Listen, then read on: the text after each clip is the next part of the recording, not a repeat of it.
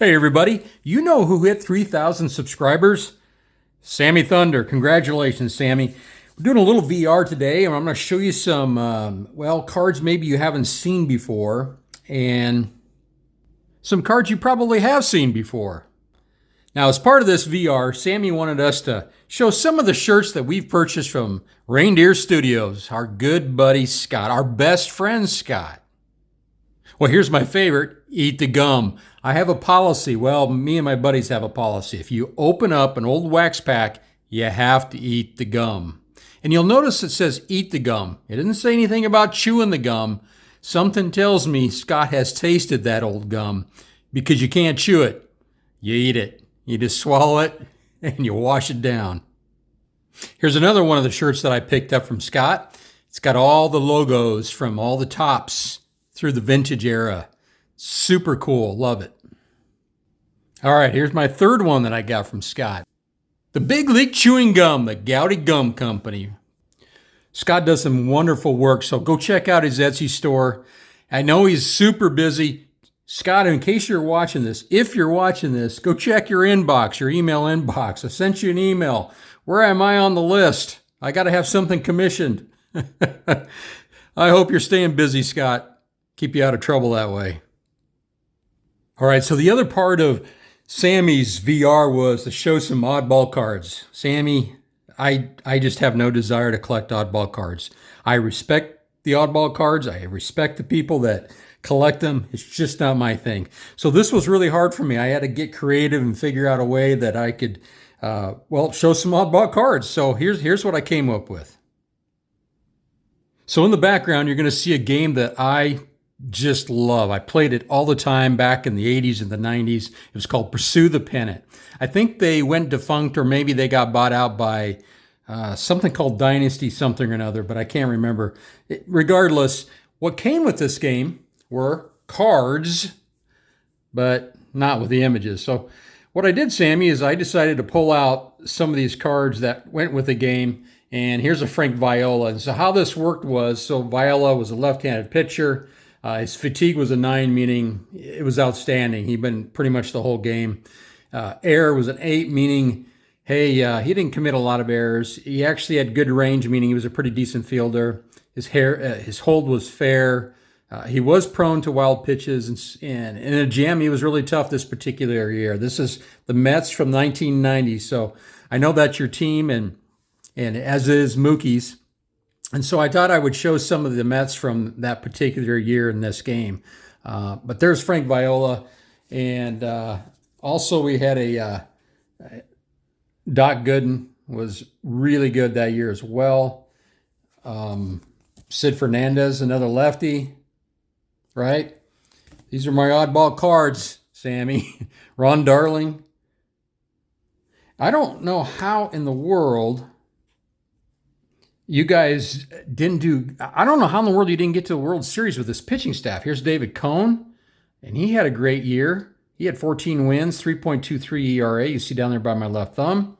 That was a great rotation. And then, you had guys like in the bullpen with Wally Whitehurst and Alejandro Pena and Bobby Ojeda.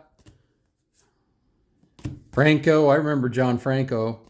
And then I understand your hitters probably weren't the best. You had Mackie Sasser and Charlie O'Brien and Todd Hundley as your catchers. Dave Magadan in here at first base probably, and you had Keith Miller maybe over at second base, or maybe it was Tommy the Hitman Herr. I remember him with Cincinnati. And so to explain the the hitters here. So he played second base. He had a 9 for an error, meaning he just didn't commit errors. And he had B+ range. That's pretty decent. Double A was the best range you could have, A being second best.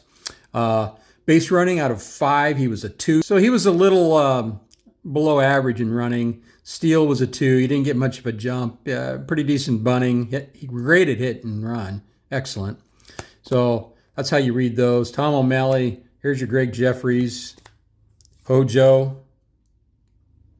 Hojo was a very average fielder. Not that particular year, he was really terrible. He had a lot of errors apparently at third base. Tim Tuffle, Kevin Elster, Darryl, Kevin McReynolds, Darren Reed. I'm sorry, I don't remember him. Mark Carrion.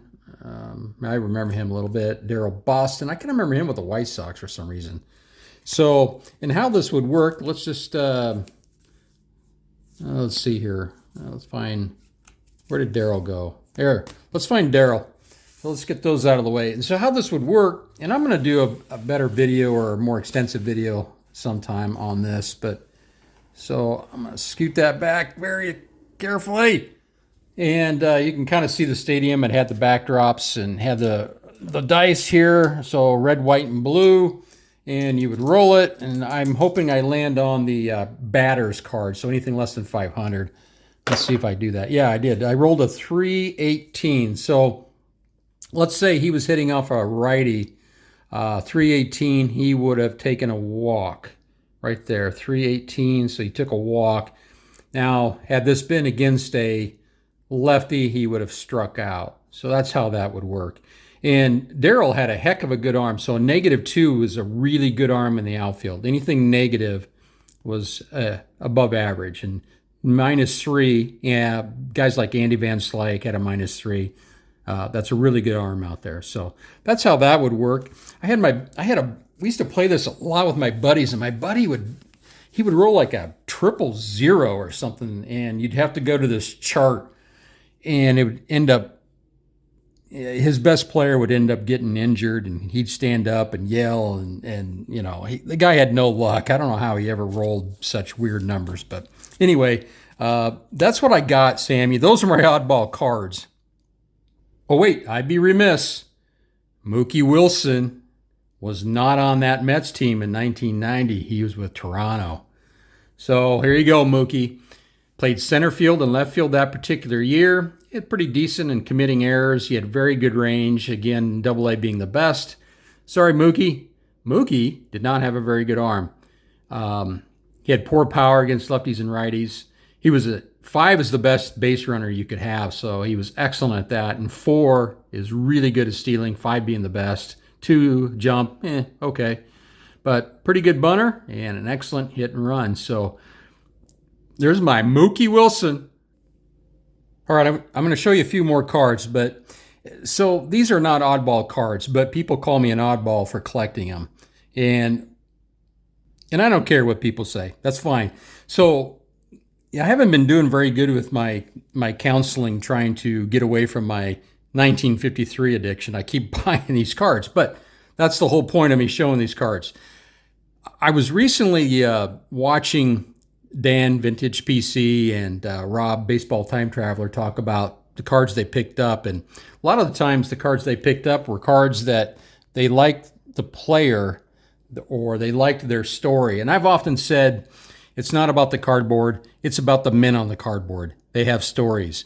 To me, these cards are not commons because anybody that played at that level, which is, 1% of the population, they're not common. And these men went through some, it was a trying time back then. Sam Jones, being an African-American, obviously had to deal with racism. He's got a wonderful story, and I've told it several times on this channel, so I won't do that again. But if you're ever curious about his story, go check him out. And I will say he was the second of the Black Aces, which is worth noting. Don Newcomb was the first to win 20 games.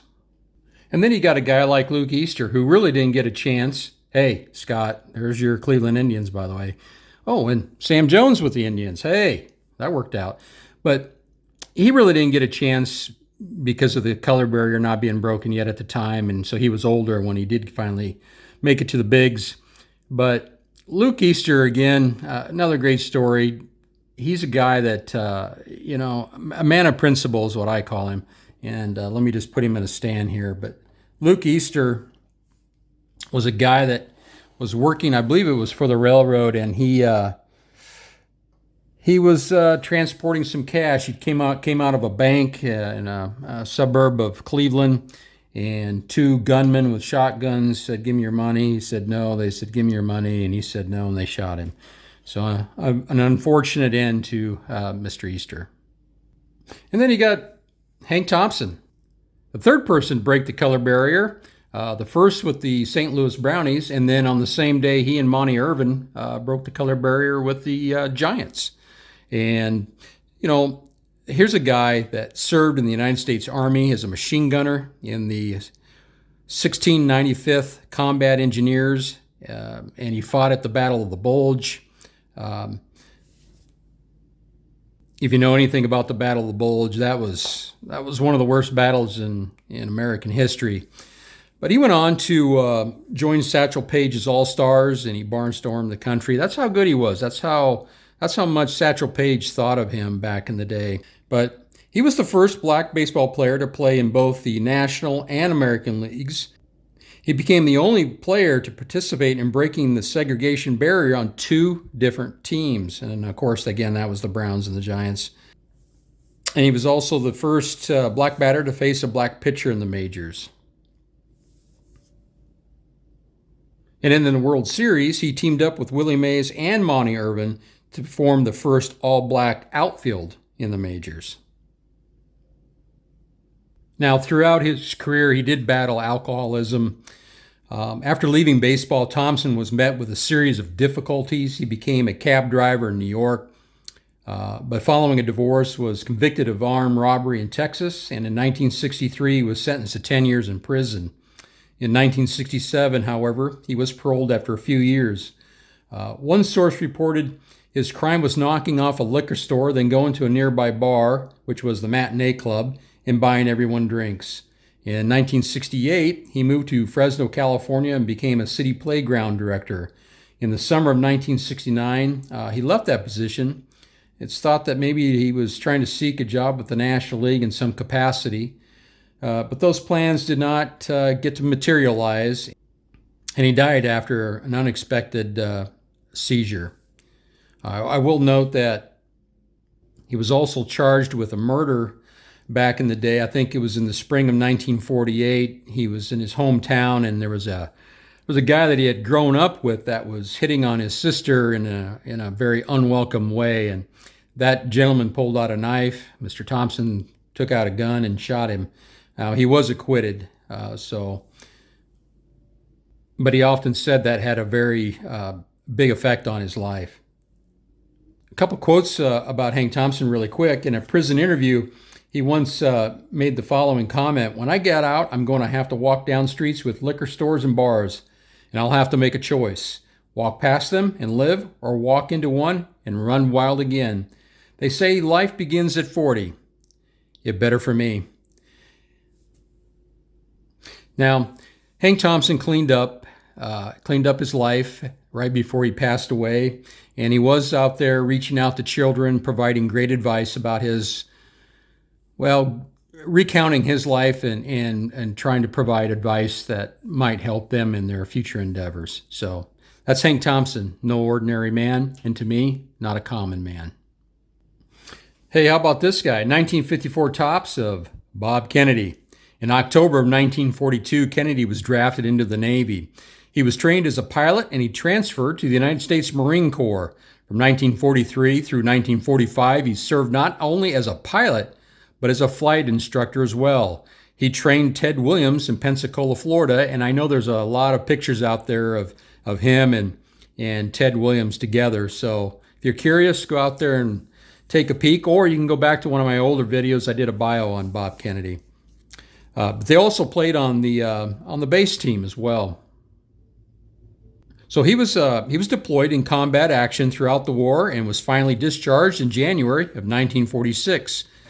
Now, in 1952, Kennedy would only play 22 games before the military would recall him during the Korean War, as were Ted Williams, Jerry Coleman, and Lloyd Merriman.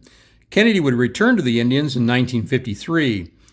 These were the only 4 players, I believe, to serve in World War II and the Korean War.